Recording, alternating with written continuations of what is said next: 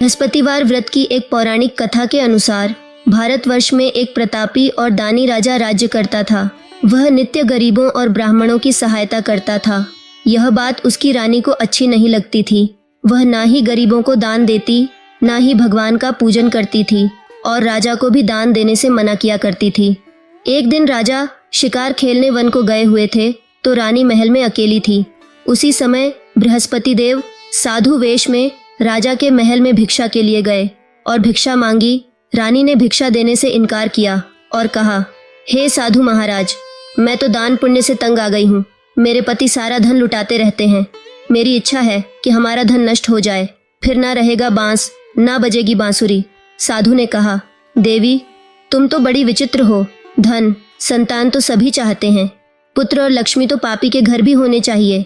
यदि तुम्हारे पास अधिक धन है तो भूखों को भोजन दो, प्यासों के लिए प्याऊ बनवाओ, मुसाफिरों के लिए धर्मशालाएं खुलवाओ। जो निर्धन अपनी कुंवारी कन्याओं का विवाह नहीं कर सकते, उनका विवाह करा दो। ऐसे और कई काम हैं जिनके करने से तुम्हारा यश लोक परलोक में फैलेगा। परंतु रानी पर उपदेश का कोई प्रभाव ना पड़ा। वह बोली, महाराज, आप मुझे कुछ ना समझाए। मैं ऐसा धन नहीं चाहती जो हर जगह बांटती फिरूं। साधु ने उत्तर दिया, यदि तुम्हारी ऐसी इच्छा है तो तथास्तु। तुम ऐसा करना कि बृहस्पतिवार को घर लीपकर पीली मिट्टी से अपना सिर धोकर स्नान करना, भट्टी चढ़ाकर कपड़े धोना। ऐसा करने से आपका सारा धन नष्ट हो जाएगा। इतना कहकर वह साधु महाराज वहां से चले गए। साधु के अनुसार कई बातों को पूरा करते हुए रानी को केवल 3 बृहस्पतिवार ही बीते थे कि उसकी समस्त धन संपत्ति नष्ट हो गई। भोजन के लिए राजा का परिवार तरसने लगा। तब एक दिन राजा ने रानी से बोला कि हे रानी, तुम यही रहो, मैं दूसरे देश को जाता हूँ, क्योंकि यहाँ पर सभी लोग मुझे जानते हैं, इसलिए मैं कोई छोटा कार्य नहीं कर सकता। ऐसा कहकर राजा परदेश चला गया। वहाँ वह जंगल से लकड़ी काट कर लाता और शहर में बेचता। इस तरह वह अपना जीवन व्यतीत करने लगा। इधर राजा के परदेश जाते ही रानी और दासी दुखी रहने लगी। एक बार जब रानी और दासी को 7 दिन तक बिना भोजन के रहना पड़ा तो रानी ने अपनी दासी से कहा, हे दासी, पास ही के नगर में मेरी बहन रहती है। वह बड़ी धनवान है। तू उसके पास जा और कुछ ले आ, ताकि थोड़ी बहुत गुजर बसर हो जाए। दासी रानी की बहन के पास गई। उस दिन गुरुवार था और रानी की बहन उस समय बृहस्पतिवार व्रत की कथा सुन रही थी। दासी ने रानी की बहन को अपनी रानी का संदेश दिया, लेकिन रानी की बड़ी बहन ने कोई उत्तर नहीं दिया। जब दासी को रानी की बहन से कोई उत्तर नहीं मिला तो वह बहुत दुखी हुई और उसे क्रोध भी आया। दासी ने वापस आकर रानी को सारी बात बता दी। ये सुनकर रानी ने अपने भाग्य को कोसा। उधर रानी की बहन ने सोचा कि मेरी बहन की दासी आई थी, परंतु मैं उससे नहीं बोली, इससे वह बहुत दुखी हुई होगी। कथा सुनकर और पूजन समाप्त करके वह अपनी बहन के घर आई और कहने लगी, हे बहन, मैं बृहस्पतिवार का व्रत कर रही थी। तुम्हारी दासी मेरे घर आई थी, परंतु जब तक कथा होती है तब तक ना तो उठते हैं और ना ही बोलते हैं, इसलिए मैं नहीं बोली। कहो दासी, क्यों आई थी? रानी बोली, बहन, तुमसे क्या छिपाऊं, हमारे घर में खाने तक को अनाज नहीं था। ऐसा कहते कहते रानी की आंखें भर आईं। उसने दासी समेत पिछले 7 दिनों से भूखे रहने तक की बात अपनी बहन को विस्तार पूर्वक सुना दी। रानी की बहन बोली, बहन, भगवान बृहस्पति देव सबकी मनोकामना को पूर्ण करते हैं। देखो, शायद तुम्हारे घर में अनाज रखा हो।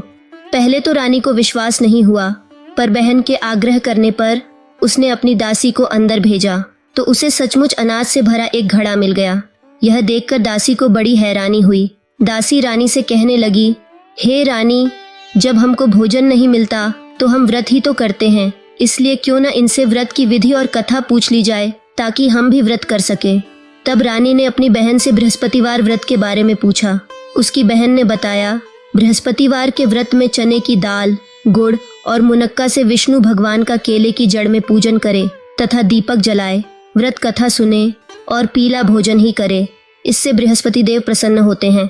व्रत और पूजन विधि बताकर रानी की बहन अपने घर को लौट गई। 7 दिन के बाद जब गुरुवार आया तो रानी और दासी ने व्रत रखा। अब व्रत करने के लिए चने की दाल और गुड़ कहाँ से आए? तब वह घुड़साल में जाकर चना और गुड़ लेकर आई। फिर उसे केले की जड़ तथा विष्णु भगवान का पूजन किया। अब पीला भोजन कहाँ से आए? इस बात को लेकर दोनों बहुत दुखी थे। क्योंकि उन्होंने व्रत रखा था, इसलिए बृहस्पति देव उनसे प्रसन्न थे और इसलिए वे एक साधारण व्यक्ति का रूप धारण कर 2 थालों में सुंदर पीला भोजन दासी को दे गए। भोजन पाकर दासी प्रसन्न हुई और फिर रानी के साथ मिलकर भोजन ग्रहण किया। उसके बाद वे सभी गुरुवार को व्रत और पूजन करने लगी। बृहस्पति भगवान की कृपा से उनके पास फिर से धन संपत्ति आ गई, परंतु रानी फिर से पहले की तरह आलस्य करने लगी। तब दासी बोली, देखो रानी, तुम पहले भी इस प्रकार आलस्य करती थी, तुम्हें धन रखने में कष्ट होता था, इस कारण सभी धन नष्ट हो गया और अब जब भगवान बृहस्पति की कृपा से धन मिला है तो तुम्हें फिर से आलस्य होता है। रानी को समझाते हुए दासी कहती है कि बड़ी मुसीबतों के बाद हमने यह धन पाया है, इसलिए हमें दान पुण्य करना चाहिए, भूखे मनुष्यों को भोजन कराना चाहिए और धन को शुभ कार्यों में खर्च करना चाहिए, जिससे तुम्हारे कुल का यश बढ़ेगा, स्वर्ग की प्राप्ति होगी और पितृ प्रसन्न होंगे। दासी की बात मानकर रानी अपना धन शुभ कार्यों में खर्च करने लगी, जिससे पूरे नगर में उसका यश फैलने लगा। एक दिन रानी और दासी आपस में विचार करने लगी कि न जाने राजा किस दशा में होंगे, उनकी कोई खोज खबर भी नहीं है। तो उन्होंने श्रद्धा पूर्वक बृहस्पति भगवान से प्रार्थना की कि राजा जहाँ कहीं भी हो शीघ्र वापस आ जाए।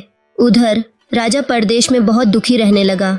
वह प्रतिदिन जंगल से लकड़ी बीनकर लाता और उसे शहर में बेचकर अपने दुखी जीवन को बड़ी कठिनता से व्यतीत करता।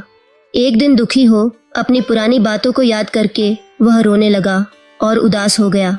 उसी समय राजा के पास बृहस्पति देव साधु के वेश में आकर बोले, हे लकड़हारे, तुम इस सुनसान जंगल में किस चिंता में बैठे हो, मुझे बतलाओ। यह सुन राजा के नेत्रों में आंसू भर आए। साधु की वंदना कर राजा ने अपनी संपूर्ण कहानी सुना दी। महात्मा दयालु होते हैं। वे राजा से बोले, हे राजा, तुम्हारी पत्नी ने बृहस्पति देव के प्रति अपराध किया था, जिसके कारण तुम्हारी यह दशा हुई। अब तुम किसी प्रकार की चिंता मत करो, भगवान तुम्हें पहले से भी अधिक धन देंगे।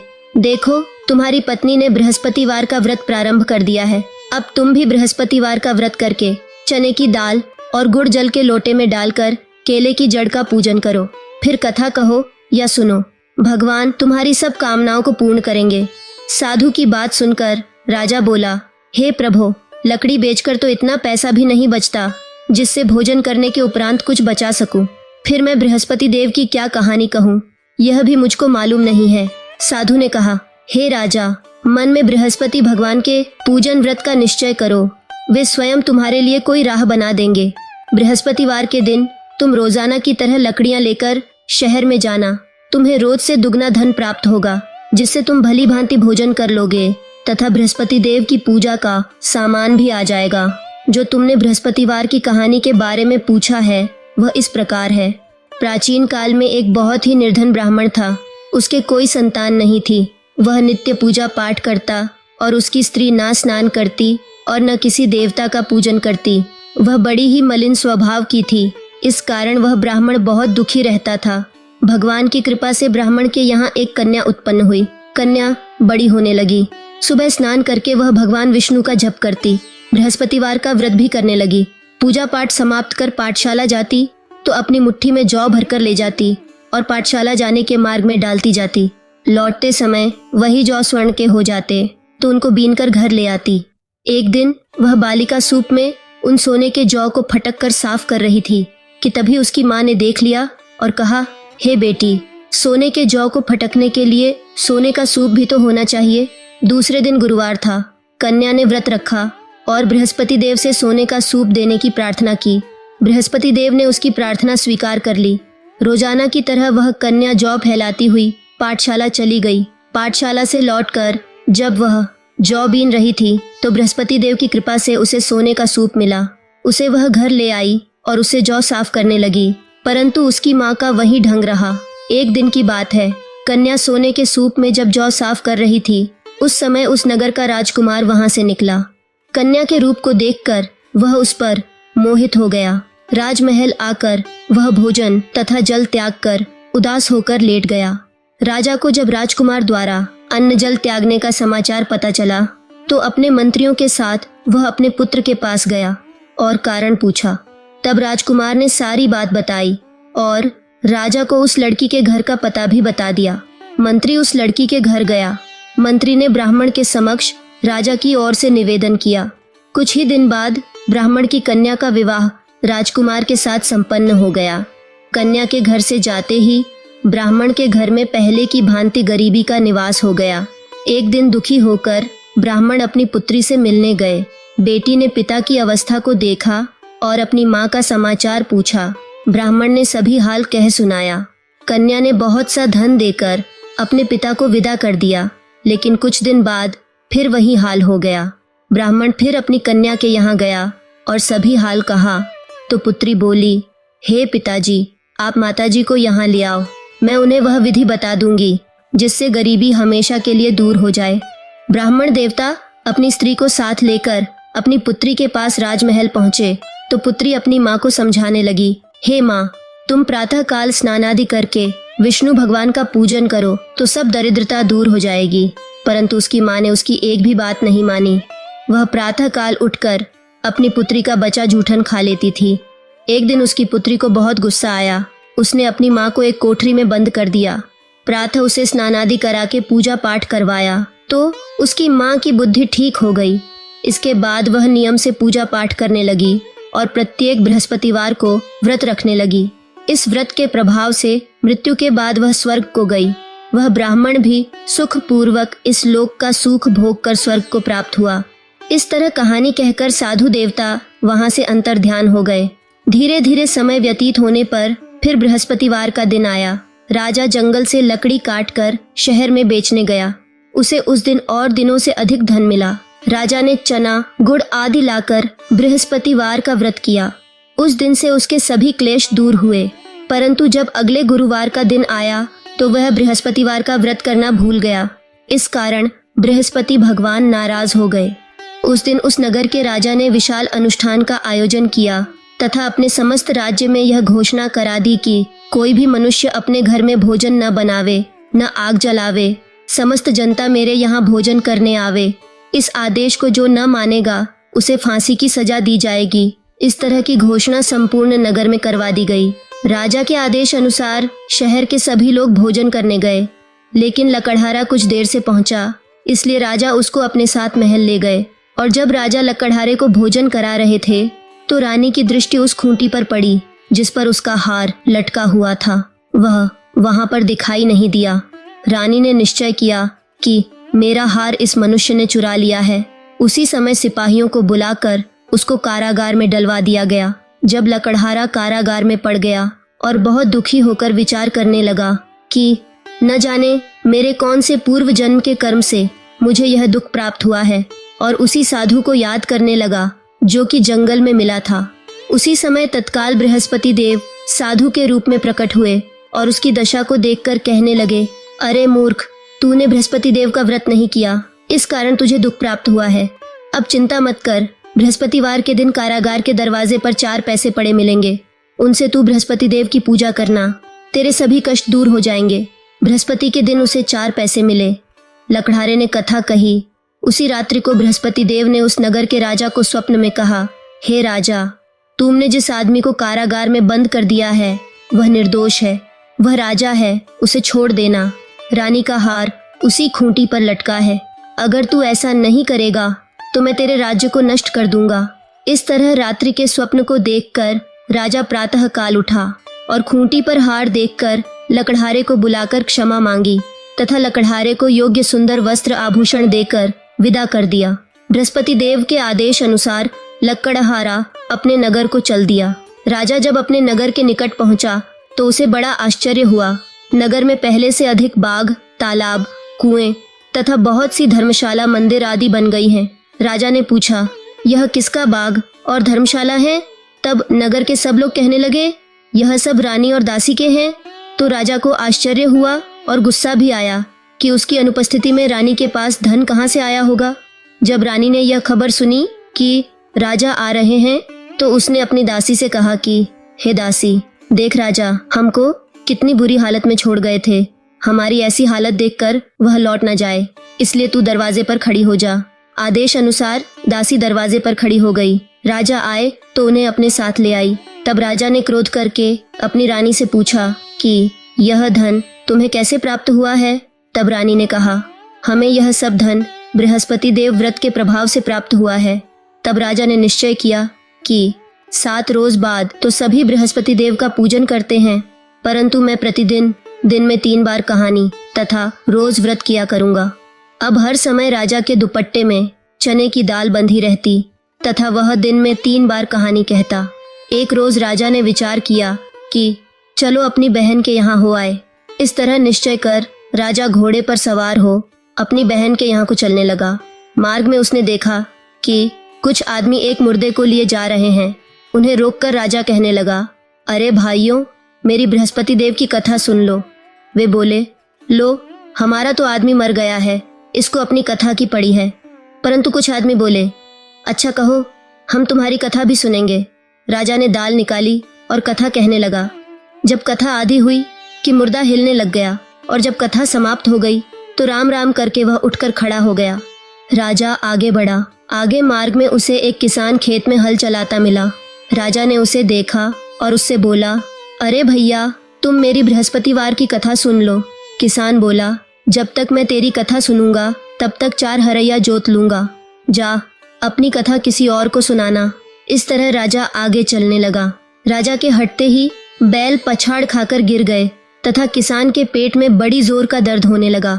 उस समय उसकी माँ रोटी लेकर आई। उसने जब यह देखा तो अपने पुत्र से सब हाल पूछा और बेटे ने सभी हाल कह दिया। तो बुढ़िया दौड़ी दौड़ी उस घुड़सवार राजा के पास गई और उसे बोली कि मैं तेरी कथा सुनूंगी, तू अपनी कथा मेरे खेत पर चलकर ही कहना।